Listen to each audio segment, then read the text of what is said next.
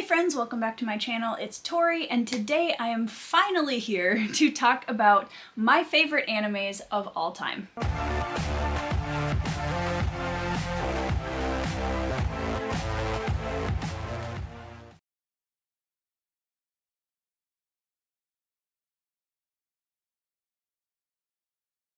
So I was asked to do this video, I want to say like 3 months ago now, by Andrew's Wizardly Reads, link in the description box below. If you're a book fan and you are not following Andrew's Wiz Reads, you should go do that. First of all, I'm going to have 2 honorable mentions before I get into the list of favorites, and once I get into that list of favorites, there is no particular order other than the final one, which is my favorite of all time. My honorable mentions. The first one that I'm going to talk about hopefully will gain a lot of solidarity in the comments because all of the emotions and all of the things. The first half of Death Note. Death Note is an incredible anime, but I only absolutely loved the first half of it. The second half I absolutely hated. Anyone who has seen Death Note will probably know exactly what I mean and why. Death Note is an anime in which a young man finds a notebook, and anyone whose name he writes within the notebook dies. When he discovers that he has this power, things kind of drastically fly out of control very quickly, especially since the notebook comes with a very specific protector, and that is a Shinigami, who kind of hovers over his shoulder and is a very interesting character. What I absolutely loved about the first half of this anime was the character work and the tension that existed, the gritty atmosphere with that tension between the main characters. There's the boy with the notebook, and then there's the kind of like recluse detective that they call in to hunt him down and figure out what's going on. And the tension between these two very smart people was just fascinating to watch, and add into that this kind of layer of supernatural with the Shinigami, and it was just fabulous. That being said, the reason it is only an honorable mention is because that second half. That's all I'm going to say about that. Moving on to my next honorable mention, and that is Claymore. Claymore is a really awesome, just kind of slash action adventure anime about a order of women who are paladin slash warriors who fight demons in this fantasy world. What I really loved about this anime is that you get a lot of great, just solid action throughout. There's a ton of amazing fight scenes. The characters all have really cool weapons that kind of correspond to who they are as a character. There's a lot of demon slaying. There's a lot of protecting the weak kind of themes in this.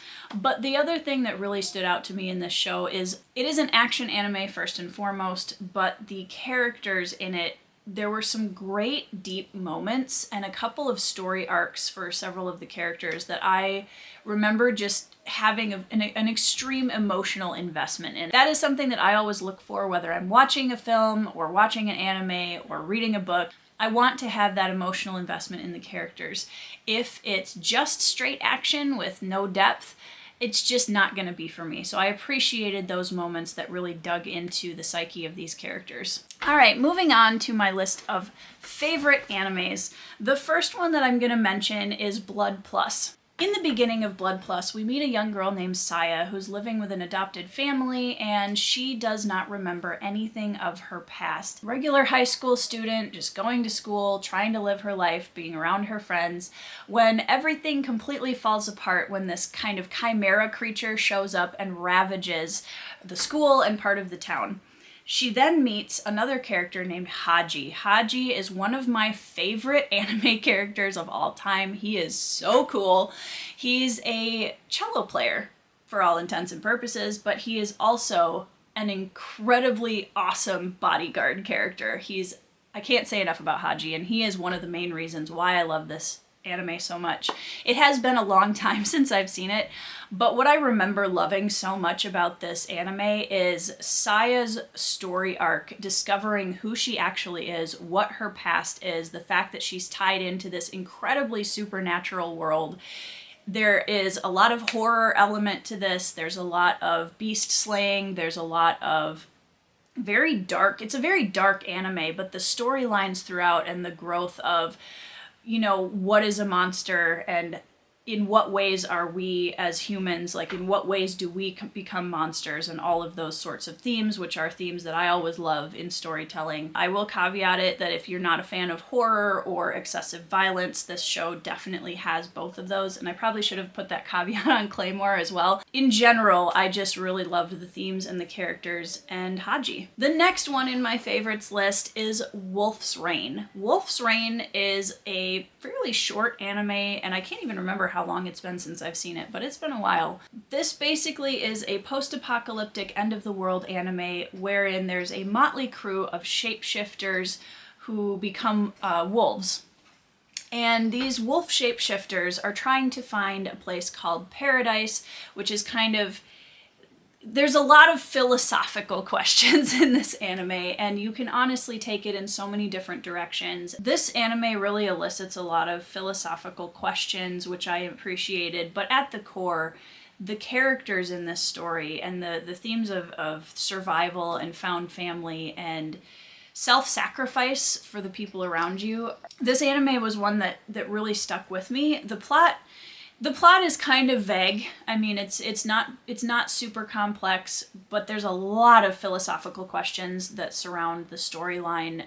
But those characters are just incredible, and the emotional impact of this has stayed with me for years. Next up on the list of favorite animes, we have Fullmetal Alchemist, the original. Now, this might get me in trouble with a few people because I know that the Brotherhood versus the original series of Fullmetal Alchemist is one of those things that can be incredibly controversial, and that's fine. My husband and I don't even agree on this. But that being said, he hasn't seen the original, so I'm giving him a pass. I love brother and best friend bonds in any kind of story, and the bond between Ed and Al is just incredible. Ed and Al are a pair of brothers who are alchemists, and we begin the series by them trying to resurrect their mother, which is a forbidden form of alchemy, and things go horrifically wrong.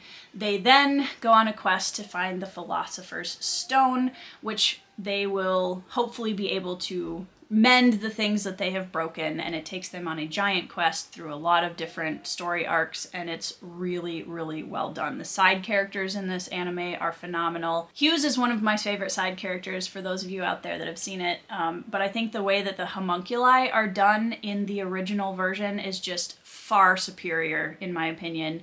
Brotherhood just did not, I know it follows the manga more closely, but it just didn't have the same atmosphere and impact. Next up for my favorite animes is a very different style than a lot of the ones that I've mentioned before, and that is an anime called Clannad, and its sequel, Clannad the After Story. Clannad is an anime that I was introduced to back in college, and I was skeptical, to say the least, because it was a kind of slice of life, high school sort of thing, and I just wasn't really into that at the time. My friend Grunky, who is the anime and Miyazaki expert in my life, convinced me to give it a try, and I am so grateful that he did. So this anime follows the story of Tomoya, who is a teenage boy going to a high school. We start off with this very slice of life motley crew of friends, and they become very endearing very quickly. There's every type of friend in this group that you can imagine. There's a lot of humor, it's very funny,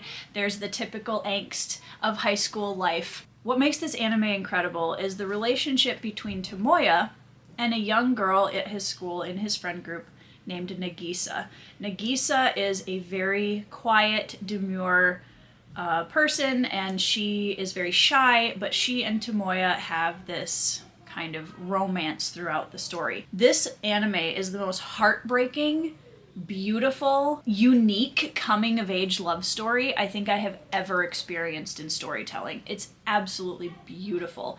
The art style is beautiful, the characters are beautiful, the progression of the story and the relationships in the anime are beautiful, and there's a very slight fantasy edge to this anime. I love when a coming-of-age, slice-of-life kind of story is able to carry some incredibly deep themes. That's a big sell for me, and I cried so much watching this anime. It is the type of anime that will stay with you for the rest of your life, even if you only watch it once. You're gonna need a box of tissues, potentially two, so just bear that in mind. But it is just beautiful. Visually, it is beautiful. Character-wise, it is beautiful. The found family friendship themes, I mean, everything about it. I feel like selling it as a slice of life romance anime just undersells it so much. So this is one that honestly is an anime that I would recommend to pretty much anyone just because it is such an iconic anime. Now we are down to my final favorite. This one is the favorite. This one is my favorite anime of all time, but it's a very specific piece of it. So Rurouni Kenshin is an anime that I grew up with. It was one of the first longer animes I watched after Yu-Gi-Oh!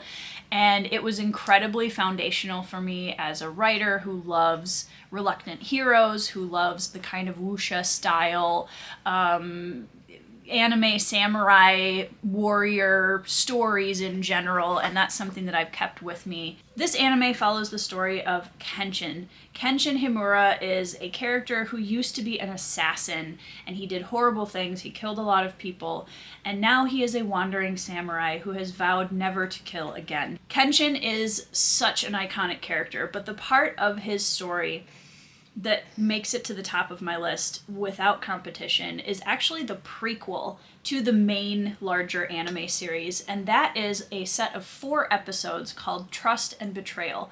Trust and Betrayal is the story of Kenshin before he becomes the wandering samurai, back when he's the assassin, and it shows what leads up to him taking that oath to never kill again. I have never in my life seen anything that emotionally impactful in that short space of time when anime is concerned. Those 4 episodes are an absolute masterpiece. From the color palette, the style, the storyline is absolutely masterful. It's one of those things that I feel like if you watch the larger anime, Trust and Betrayal means so much more. That being said, you probably could watch just Trust and Betrayal by itself and really get a pretty good sense of just how masterful this little prequel episode set is. I'm not going to say much about it because I really don't want to spoil the experience for anyone, but when I tell you, it is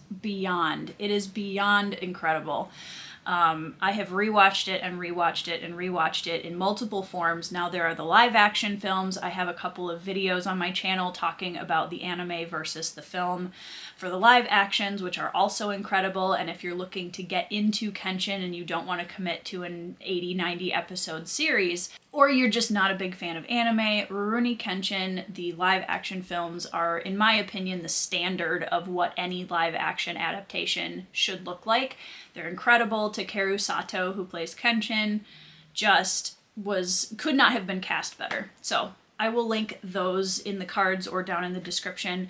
But Trust and Betrayal has been incredibly foundational to me as a writer and also as a reader in terms of what I expect and love about emotional impact and storytelling, and a character who is trying to overcome something really horrific in their past history.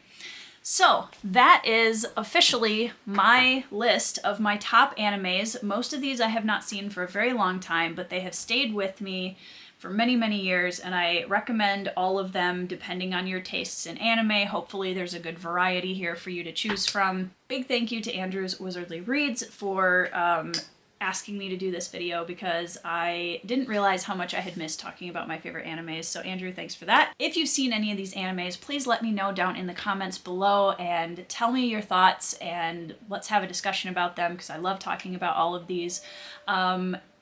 Yeah, I hope you guys are all having a fabulous week. I hope you are watching 5-star films, animes, etc. And I will see you in the next video.